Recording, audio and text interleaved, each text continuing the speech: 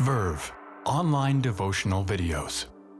1 Samuel, 2 Samuel, 1 Kings, 2 Kings. Four heroes. Well, four heroes. But the real hero of the whole group is Hannah. Her story begins in 1 Samuel chapter 1, and she is amidst turmoil and pain. She is barren. She cannot have children, and she wants to have children. Back then in that society, you were considered valuable if you had children, and all of culture was denouncing her, and her heart was broken, and she sought after God. Oh God, why? Give me children, God, give me children. She had a rival, a second wife of her husband. Her name was Peninnah, and Peninnah went out of her way to provoke Hannah and to point at her pain, to point at her loss, to point at her anxiety. She just tore her to strips. But what do we find Hannah doing amidst this turmoil, amidst this cultural denunciation? She actually goes against culture in more than one way. She doesn't stop because culture tells her to give up. She pushes through that culture, but then she changes culture and she does something that no other woman, no other man has ever done in all of the history of Israel.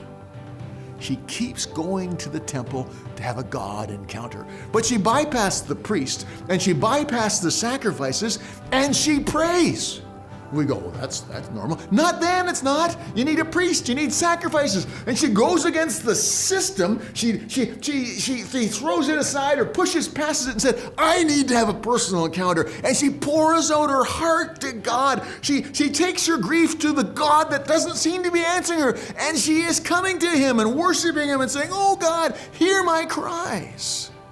She was revolutionary. In a day of priests and sacrifice, she broke through where no other man could and set a standard of prayer and a heart cry that would change Israel.